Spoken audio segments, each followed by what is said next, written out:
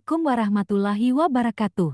Kita hidup di zaman yang serba cengkih, serba digital, smartphone, internet, media sosial. Ini bukan lagi pilihan, tapi gaya hidup. Jempol kita lebih akrab dengan layar dibanding berjabat tangan. Mata kita lebih sering menatap postingan dibanding menatap wajah orang terdekat. Dunia digital itu bagaikan pisau bermata dua. Di satu sisi, ia adalah rahmat yang luar biasa. Kita bisa belajar ilmu agama kapan saja, dari mana saja, bahkan dari Ustadz Sadi Hidayat yang mungkin jauh di sana. Informasi kebaikan tersebar kilat, ukhuwah bisa terjalin meski terpisah jarak, namun di sisi lain, pisau ini bisa melukai dan membahayakan jika kita tidak bijak menggunakannya. Ada 3 virus digital yang paling sering menyerang dan merusak hati kita. 1.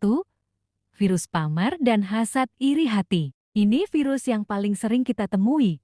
Kita scroll timeline, lalu lihat teman posting liburan mewah, gadget baru, atau kesuksesan yang, wah, seketika hati kita berbisik, kok dia enak ya, aku kapan? Nah, ini dia penyakit hasad, iri hati yang bisa mengikis pahala. Rasulullah Shallallahu Alaihi Wasallam bersabda, jauhilah hasad iri hati, karena sesungguhnya hasad itu memakan kebaikan. Sebagaimana api memakan kayu bakar. HR, Abu Daud, bagaimana mengatasinya? Ingatlah, yang diposting di media sosial itu seringkali hanyalah highlight reel kehidupan orang, bukan keseluruhan ceritanya. Mereka hanya menunjukkan yang baik-baik, yang sukses-sukses, kita tidak tahu perjuangan di baliknya. Daripada membandingkan, mari fokus pada nikmat yang Allah berikan pada diri kita. Perbanyak syukur atas apa yang kita punya. Kurangi waktu scroll yang bikin hati kotor. Sibukkan diri dengan hal positif, bukan dengan mengintip kehidupan orang lain.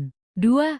Virus gibah dan fitnah online. Jempol kita begitu mudahnya menyebar informasi. Kadang tanpa tabayun, tanpa cek dan recek. Kita ikut-ikutan berkomentar miring, menyebar gosip, atau bahkan menyebarkan fitnah tentang seseorang atau suatu kelompok. Ini adalah gibah dan fitnah di era digital, yang dosanya tidak kalah besar dari gibah dan fitnah lisan. Allah SWT berfirman dalam QS Al-Hujurat ayat 12, yang artinya, dan janganlah menggunjingkan satu sama lain. Adakah seorang di antara kamu yang suka memakan daging saudaranya yang sudah mati? Maka tentulah kamu merasa jijik kepadanya.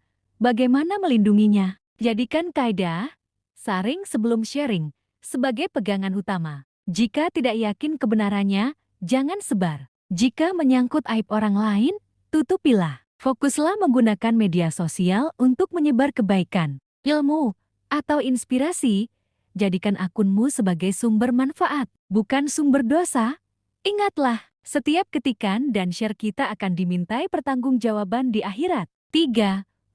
Virus candu dan lalai dari ibadah. Virus ini paling halus tapi paling berbahaya. Berapa banyak waktu kita habiskan di depan layar, sampai lupa waktu sholat, lupa mengaji, lupa berinteraksi langsung dengan keluarga. Notifikasi media sosial seringkali lebih menarik dari panggilan azan. Ini namanya candu digital, yang membuat kita lalai dari kewajiban utama kita kepada Allah. Bagaimana mengobatinya? Kita perlu membuat batasan yang jelas. Tentukan screen time harian. Matikan notifikasi yang tidak perlu. Prioritaskan ibadah dan interaksi nyata dengan keluarga atau lingkungan sekitar. Ingat, dunia digital itu hanya jembatan, bukan tujuan. Tujuan akhir kita adalah ridha Allah dan surganya. Jangan sampai kesenangan sesaat di dunia maya menjauhkan kita dari kebahagiaan abadi di akhirat. Hadirin yang dimuliakan Allah, mari kita jadikan teknologi ini sebagai sarana untuk mendekatkan diri kepada Allah, bukan malah menjauhkan.